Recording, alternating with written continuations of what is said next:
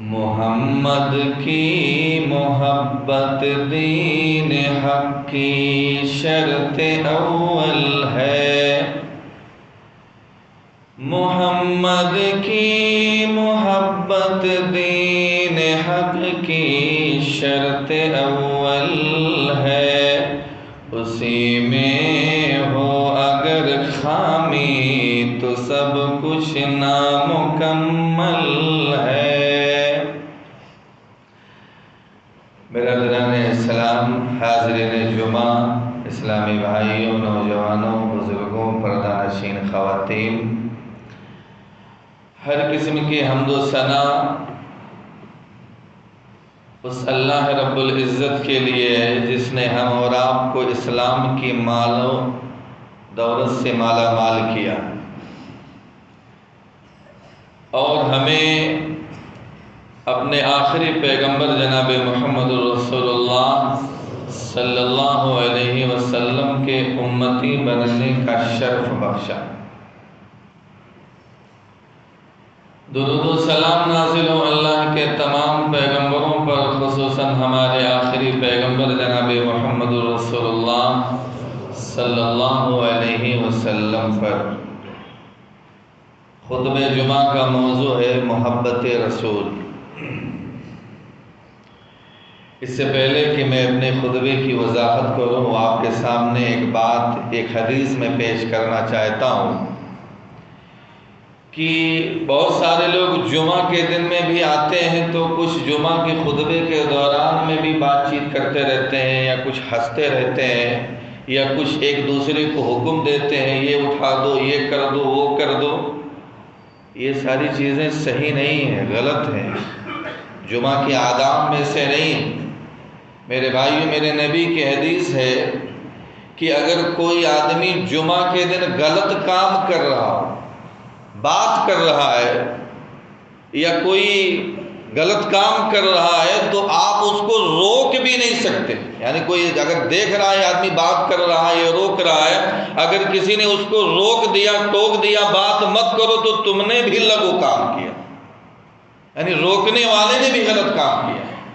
میرے بھائی، آپ میں سے کوئی نہیں، ہاں امام یہاں سے کر سکتا ہے، ہمارے کتنے بھائی آتے ہیں، یہ اٹھاؤ، یہ کرو، یہ بم کرو، یہ ساری چیزیں صحیح نہیں ہیں۔ آپ میرے بھائیو آئیے خاموشی کے ساتھ 2 رکعت، اور آگے آئیے۔ کچھ لوگ آتے ہیں پیچھے ہی بیٹھ جاتے ہیں، وہیں ابھی پورا آگے مسجد خالی ہے، پیچھے ہی بیٹھ جاتے ہیں۔ نہیں، آپ پہلے سب کو پورا مکمل کیجئے، پھر دوسرا سب آپ میرے بھائیو اس طریقے سے سب بندی کرتے ہوئے جائیے، اور آئیے تو 2 رکعت نماز پڑھ کر کے بیٹھ کر کے خاموشی کے ساتھ پورا خطبہ سنیے، اور ادھر ادھر ہنسی کی بات نہیں، دعا سلام جو کلام یہ سب بات نہیں کرنا ہے۔ ہاں آپ آئے تو دعا سلام وہاں ایک مرتبہ کر کے آپ بیٹھ گئے، 2 رکعت سنت پڑھیے، آپ اس کے بعد خطبہ سننا۔ لیکن بہت سارے لوگ باتیں کرتے ہیں، یہ غلط ہے میرے بھائیو، آپ ٹوک بھی نہیں سکتے، روکنے والے نے غلط کام کیا تو اسی سے اندازہ لگائیے جو خود بات کرتا ہے وہ کتنا بڑا گنہگار ہو۔ لہٰذا میرے بھائیو اس کا خیال کیجیے۔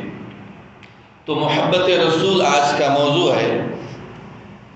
امام الانبیاء، خاتم النبیین، سید المرسلین جناب محمد رسول اللہ صلی اللہ علیہ وسلم سے محبت کرنا یہ دین اسلام کی روح ہے۔ اس لیے کہ بغیر نبی سے محبت کیے ہوئے کسی کا ایمان ہی مکمل نہیں، وہ آدمی مسلمان و مومن کہلانے کا حق ہی نہیں رکھے گا۔ اور صرف محبت ہی نہیں کرنا، محبت بھی کیسی ہونی چاہیے؟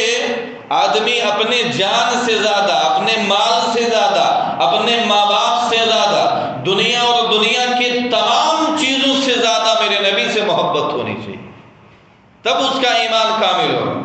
دلیل بخاری کی حدیث نمبر 15، صحابی رسول حضرت انس بن مالک رضی اللہ تعالی عنہ بیان فرماتے ہیں کہ اللہ کے نبی جناب محمد رسول اللہ صلی اللہ علیہ وسلم نے ارشاد فرمایا، لا يؤمن احدكم حتى اكون احب اليه من والده وولده والناس اجمعین، رواہ البخاری، حدیث نمبر 15۔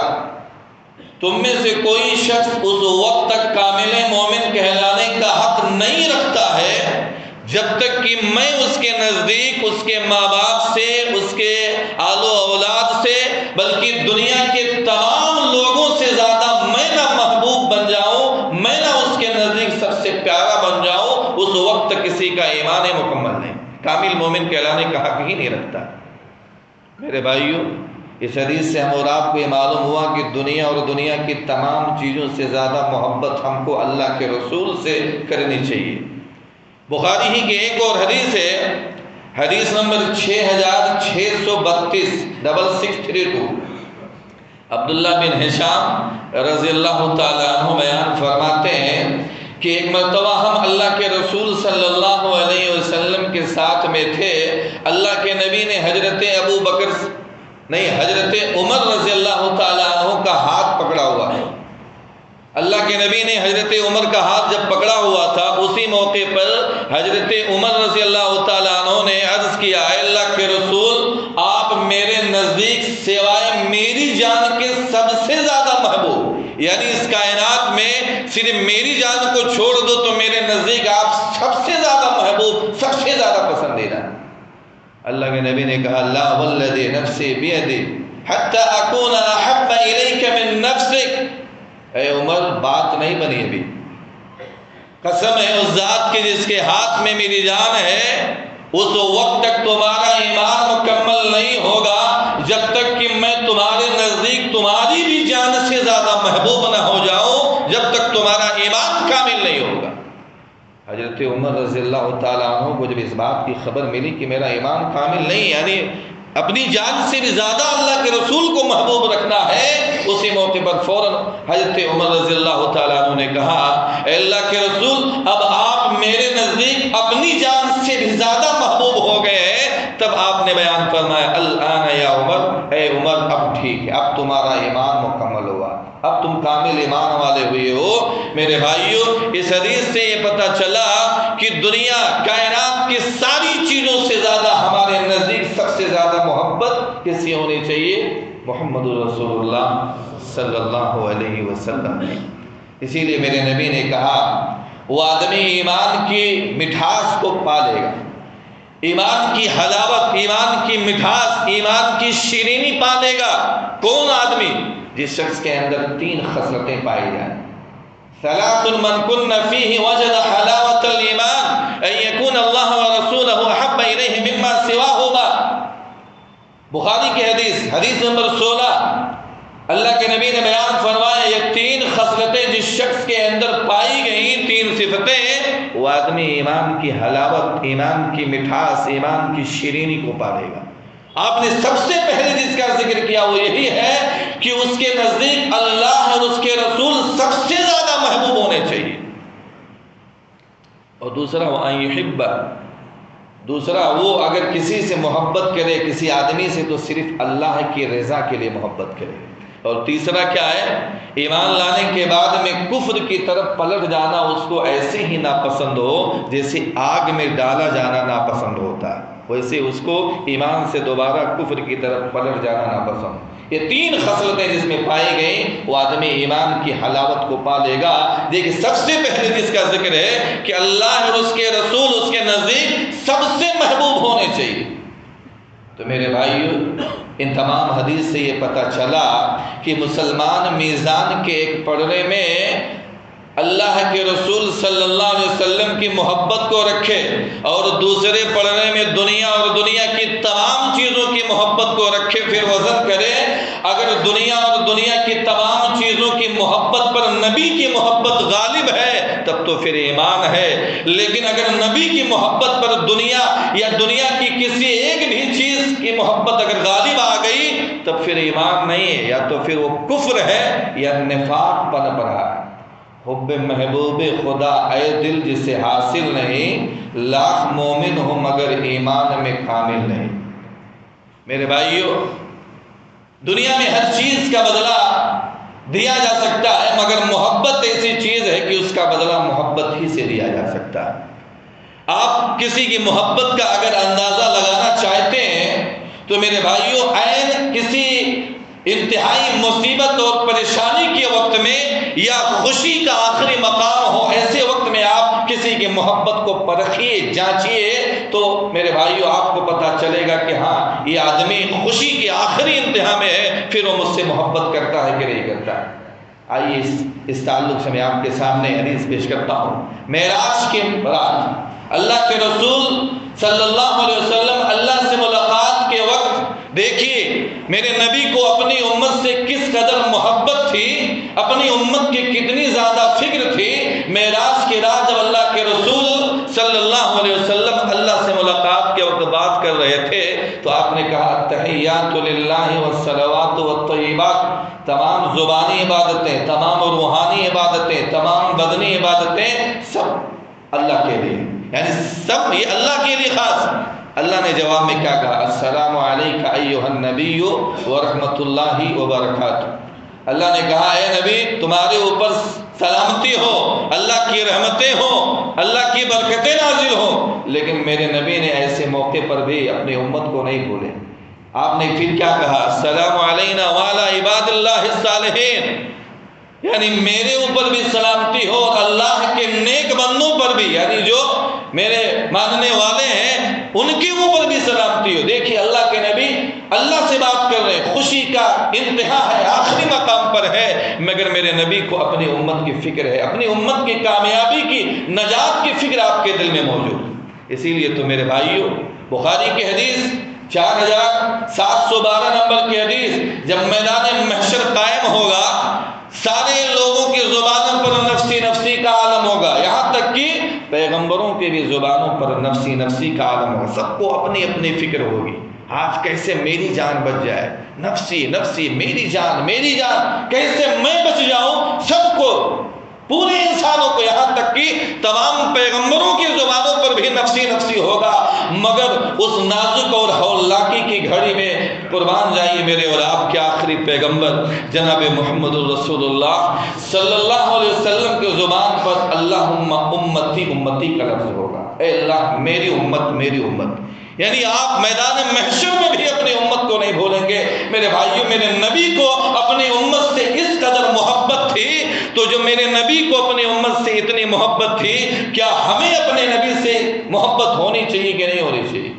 میرے بھائی اسی لیے ہر چیز سے زیادہ، یعنی اپنے ماں باپ، اپنے مال و دولت، جان سے زیادہ، عز و حباب، عز و اقارب، دنیا کی ساری چیزوں سے زیادہ ہمیں اللہ کے رسول سے محبت کرنی چاہیے۔ بخاری کی حدیث ہے، حدیث نمبر 3688، حضرت انس رضی اللہ تعالیٰ عنہ بیان فرماتے ہیں کہ ایک آدمی نے اللہ کے رسول سے سوال کیا، پوچھا متی الساعہ، اللہ کے رسول قیامت کب قائم ہوگی؟ آپ نے بیان فرمایا وماذا اعددت لها، افسوس تو نے اس کے لیے کیا تیاری کی ہے، جو تو پوچھ رہا قیامت کب قائم ہوگی، ذرا بتا تو نے اس کے لیے کیا تیاری کر رکھی ہے۔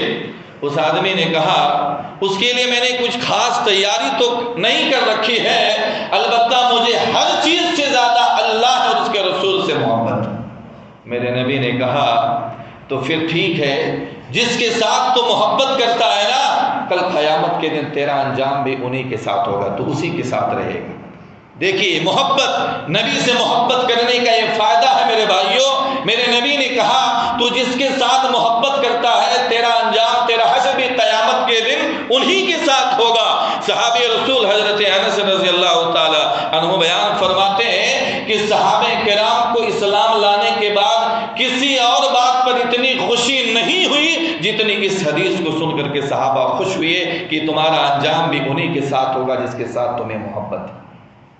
حضرت انس رضی اللہ تعالیٰ عنہ بیان فرماتے ہیں کہ میں نے بھی کہا کہ مجھے بھی اللہ کے رسول صلی اللہ علیہ وسلم سے اور ابو بکر سے اور عمر سے محبت ہے، تو میں اپنی اس محبت کی وجہ سے میرا یہ خیال ہے، میں یہ سوچتا ہوں کہ میں بھی کل قیامت کے دن انہی کے ساتھ رہوں گا، بھلے ہی ان کے جیسا میں عمل نہیں کر پاؤں گا۔ تو ہم بھی میرے بھائی اپنے نبی سے محبت کیجیے، نبی سے محبت ہونی چاہیے، تب ہمارا ایمان کامل ہوگا، ورنہ ہمارا ایمان ہی کامل نہیں میرے بھائیو۔ صحابہ کرام نبی سے کیسی محبت کرتے تھے، آئیے میں آپ کے سامنے کچھ حدیثیں پیش کرتا ہوں، نبی کے ساتھ صحابہ نے کیسی محبت پیش کی ہے۔ بخاری کی روایت ہے، 2732 نمبر کی حدیث ہے، حضرت عروہ ثقفی یہ کفار مکہ کے سامنے صلح حدیبیہ کے موقع پر میرے نبی کی تعریف بیان کر رہا ہے۔ میرے بھائیوں، اس نے کہا کفار مکہ سے، مکہ کے کافروں سے کہا کہ اللہ کی قسم، محمد کے ماننے والوں نے جس طریقے سے محمد کی تعظیم کی ہے، جیسی محبت کی ہے، میں نے آج تک کیسر و کسریٰ کے بادشاہ کو دیکھا، نجاشی کے بادشاہ کو دیکھا، حبشہ کے بادشاہ کو دیکھا، کسی بادشاہ کی اتنی تعظیم نہیں کی جاتی ہے جتنی تعظیم محمد کے جانثار صحابہ نے محمد کے کی۔ پھر اس نے یہ کہا کہ میں نے دیکھا کہ محمد صلی اللہ علیہ وسلم کے منہ سے بلغم بھی نکلا، تھوک نکلا، تو صحابہ نے اس کو اپنے ہاتھوں میں لے لیا اور اس کو اپنے بدن میں اور اپنے جسم میں مل لیا۔ بخاری کی روایت ہے، یعنی صحابہ نبی سے اتنی محبت کرتے تھے کہ آپ کے تھوک کو زمین پر گرنے نہیں دیتے تھے میرے بھائیوں۔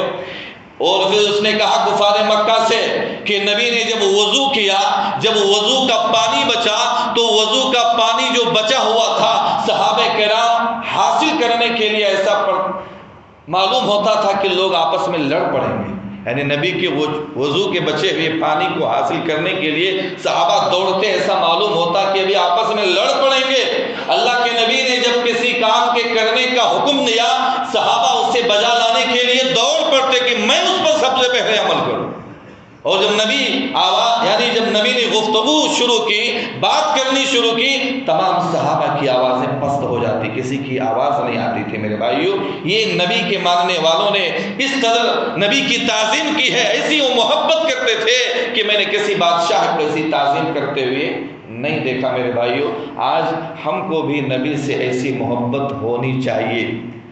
صحابی رسول ہجرت کا موقع ہے میرے بھائیوں، آپ سیرت کی کتابیں پڑھیے، سیرت النبی آپ پڑھیے، مطالعہ کیجئے، میرے نبی کی سیرت پڑھیے، آپ کو معلوم ہوگا کہ صحابہ کو میرے بھائیوں اللہ کے نبی سے کس قدر محبت تھی۔ ہجرت کی رات ہے، اللہ کے رسول صلی اللہ علیہ وسلم مدینہ کی طرف ہجرت کرنے کے لیے جا رہے ہیں، لیکن اسی رات کفار مکہ نے یعنی مشرکین نے اللہ کے رسول کو گھیر رکھا ہے، یعنی کہ آج نبی کا کام تمام کر دیں گے، جان سے مار دیں گے۔ تمام سردار جو اس قبیلے کے تھے یہ سب مل کر کے گھیر رکھے ہیں کہ نبی کا آج ہم ختم ہی کر دیں گے تاکہ اس سے چھٹکارا مل جائے۔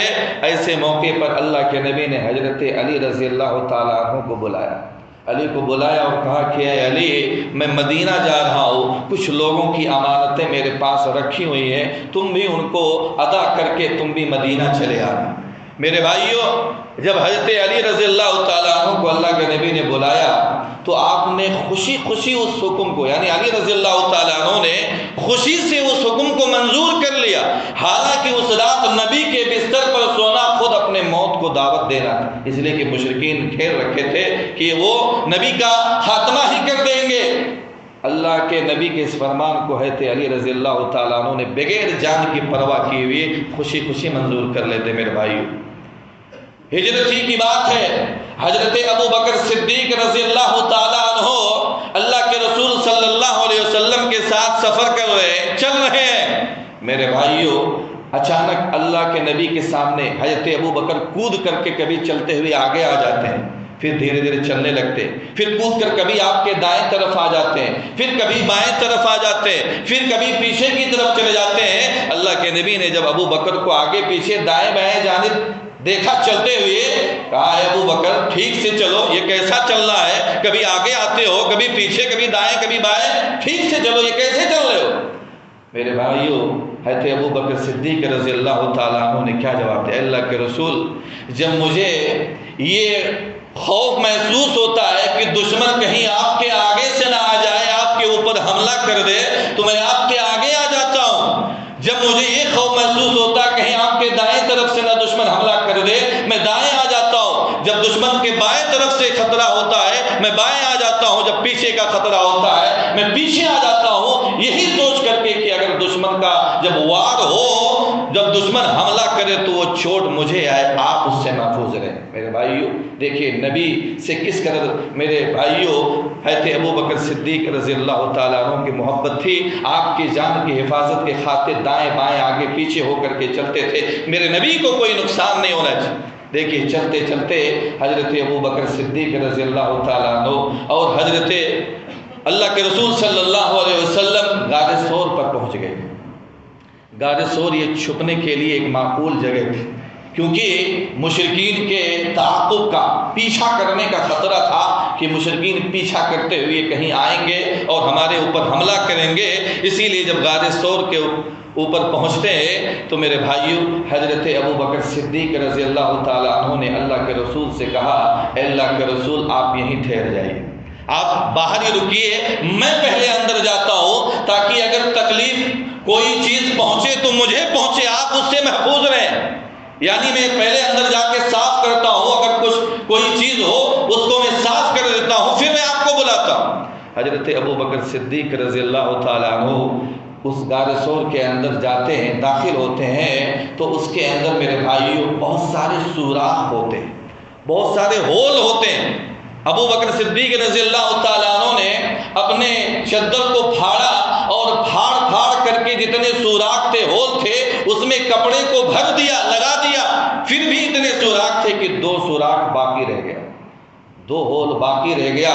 تو حضرت ابو بکر صدیق رضی اللہ تعالیٰ عنہ نے اپنے قدموں کا سہارا دے دیا، دونوں قدموں کو ٹیک لگا کر کے اپنے دونوں پیر کو اسی سوراخ کے اوپر رکھ دیا اور اس کے بعد میں کہا، اے اللہ کے رسول آپ اندر تشریف لائیے۔ میرے بھائیوں قربان جائیے، اس واقعے کو سنیے، نبی کے ساتھ صحابہ کی کتنی محبت تھی۔ حضرت ابو بکر نے کیسی محبت کی ہے کہ اپنے دونوں پیر کو دونوں سوراخ سے لگانے کے بعد میں آواز دیتے ہیں، اے اللہ کے رسول آپ اندر تشریف لائیے۔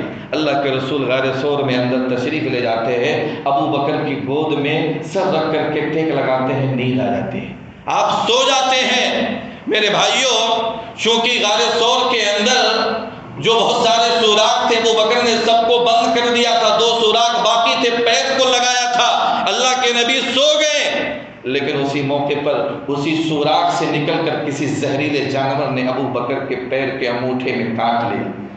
میرے بھائیوں وہ زہریلے جانور نے جب کاٹ لیا بہت تکلیف ہوئی، شدت ہوئی، تکلیف کی شدت اتنی تھی مگر ابو بکر صدیق رضی اللہ تعالیٰ عنہ تھوڑا سا بھی ہلے نہیں، جنبش نہیں کیے، کہیں ایسا نہ ہو میرے ہلنے کی وجہ سے میرے نبی کی نیند کھل جائے، میرے نبی اٹھ جائے، آپ ہلے تک نہیں۔ لیکن زہریلے جانور نے کاٹا تھا، تکلیف بڑھتی گئی، تکلیف جب برداشت سے باہر ہوئی تو میرے بھائیوں ابو بکر صدیق رضی اللہ تعالیٰ عنہ کے آنکھوں سے آنسو گرنے لگے، یعنی تکلیف اتنی زیادہ کہ رونے لگے، آنکھوں سے جب آنسو گرنے لگے تو آنکھوں کے آنسو جو گر رہے تھے، آنکھوں کے آنسو کے قطرے، چونکہ اللہ کے نبی گود میں سوئے ہوئے تھے، وہ آنسو کے قطرے اللہ کے نبی کے چہرے پر جب گرا آپ اٹھ گئے، آپ کی نیند کھل گئی اور پوچھا، اے ابو بکر کیا بات ہے؟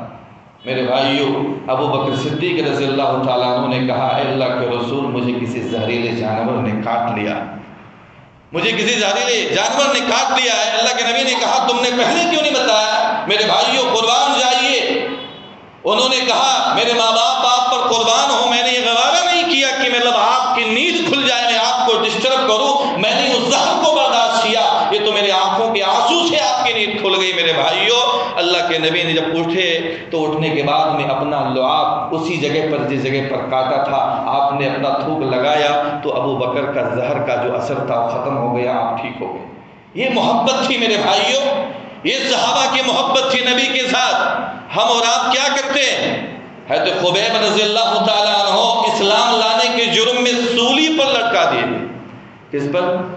سولی پر لٹکا دیے گئے اور انہیں بے انتہائی دردی کے ساتھ قتل کیا گیا، اتنی انتہائی بے دردی کے ساتھ انہیں قتل کیا گیا، انہیں مارا گیا کہ جب وہ سولی پر لٹکے ہوئے تھے تو ایک سخت دل کافر نے ان کے جگر پر، دل پر برچھا مارتے ہوئے کہا، اے خبیب کیا تم یہ پسند کرتے ہو تمہاری جان چھوٹ جائے، تم بچ جاؤ اور تمہاری جگہ پر تمہارے نبی محمد کو لا کر کے کھڑا کر دیا جائے، تم کیا اس چیز کو پسند کرتے ہو؟ میرے بھائی حضرت خبیب رضی اللہ تعالیٰ عنہ نے کیا جواب دیا؟ تم یہ کہتے ہو کہ میری جان چھوٹ جائے، میرے جگہ پر لا کے میرے نبی کو کھڑا کر دیا جائے؟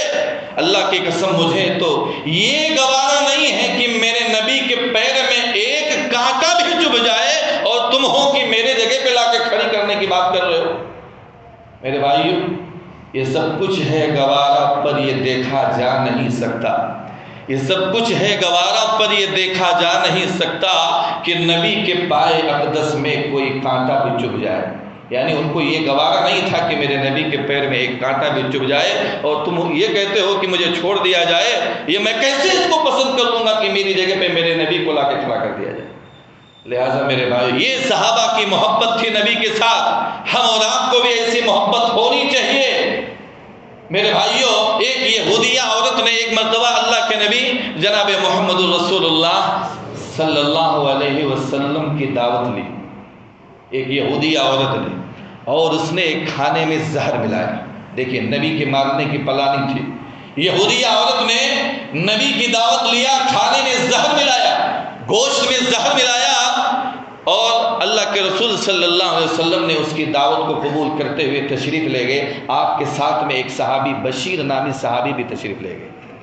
جب اس یہودی عورت نے سامنے کھانا رکھا، اللہ کے رسول بھی موجود ہیں، وہ بشیر نامی صحابی بھی موجود ہے۔ بشیر رضی اللہ تعالیٰ عنہ نے کھانا کھایا، کھانا منہ نگل گئے، لیکن اللہ کے رسول نے ابھی منہ سے لگایا تھا کہ چبایا ہوا لقمہ آپ نے تھوک دیا اور کہا کہ مجھے بتایا گیا ہے، یعنی اللہ تعالیٰ نے جبریل کے ذریعے سے، وحی کے ذریعے سے بتایا کہ اے نبی، اس کھانے کے اندر زہر ملا ہوا، اسے مت کھائیے۔ تو اللہ کے نبی نے مجھ سے کہا، تو میں نے بھی کہا کہ اے اللہ کے رسول، جب میں نے بھی شروع میں کھانا کھایا تھا تو مجھے کڑوا بد مزہ لگا ہوا تھا، لیکن میں یہی سوچ کر کے کہ چبایا ہوا لقمہ آپ کے سامنے میں تھوک دوں یہ بڑی بے ادبی ہوگی، اس لیے میں نگل گیا۔ یہ تھی نبی کی محبت میرے بھائیوں۔ وہ زہر والا گوشت کھا گئے کہ میں چبا لیا تھا، چبایا ہوا لقمہ آپ کے سامنے میں کیسے تھوک دوں، وہ نگل گئے، اس سے ان کی جان چلی گئی میرے بھائیوں۔ بعد میں اللہ کے نبی نے ان کے اختصاص کے بدلے میں اس یہودی عورت کو میرے بھائیوں قتل کرا دیا۔ یہ تھی نبی کی محبت صحابہ کے دلوں میں۔ آج کیا ہم نبی سے محبت کرتے ہیں؟ آج ہم نبی کی محبت کے دعوے دار تو بنے ہوئے ہیں، لیکن غلط طریقے سے میرے بھائیوں۔ آج ہم نبی کی محبت کیسے کرنی ہے؟ نبی جو بات بتا کے گئے ہیں ان کی اتباع کرنی ہے، ان کی فرما برداری کرنی ہے۔ آج ہمارے درمیان میں اللہ کے رسول موجود نہیں ہیں، لیکن آپ کی بتائی ہوئی باتیں موجود ہیں، قرآن و حدیث ہمارے درمیان میں موجود ہیں۔ اللہ اس کے رسول نے جیسے ہم کو کہا ہے کرنے کو، جو چیز ہم اسی پہ عمل کریں، اسی کی اتباع کریں، تبھی تو اللہ نے قرآن میں کہا ہے قُلْ إِن كُنتُمْ تُحِبُّونَ اللَّهَ فَاتَّبِعُونِي يُحْبِبْكُمُ اللَّهُ وَيَغْفِرْ لَكُمْ ذُنُوبَكُمْ وَاللَّهُ غَفُورٌ رَحِيمٌ۔ پارہ نمبر 3، سورہ نمبر 3، سورہ آل عمران، آیت نمبر 31۔ اے نبی، آپ کہہ دیجئے اگر تم اللہ سے محبت کرتے ہو تو میری اتباع کرو، اللہ بھی تم سے محبت کرے گا۔ یہ صرف ایک آیت پر غور کرو۔ اللہ نے اپنے نبی سے کیا کہا؟